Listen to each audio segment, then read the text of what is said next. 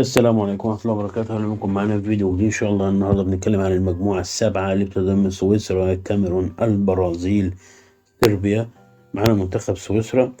مباراته الافتتاحية ضد الكاميرون. أعتقد اللي هي هتكسب الكاميرون مستريح. الكاميرون مش في حالتها. طبعا ده الظهور ال 12 اللي هي ظهرت 11 مرة قبل كده. من أفضل إنجازاتها دور ال 16. المدرب بتاعها مراد يكين. أفضل لاعبها طبعا ستيفن، تشاكا، هرمان، جابريل سو، كافور. فيها كام لعيب كده برضه حلوين. قبل ما تيجي كان مباراة لعبت مع تشيك، كسبت 2-1 وخسرت منها 2-1، وكسبت بلغاريا 4-0، وكسبت انجلترا 2-1، وكسبت ليتوانيا 4-0، وتعادلت مع ايطاليا 1-1، وكسبت البرتغال 1-0، ومرة تانية 4-0. تحس لو منتخب جامد كده.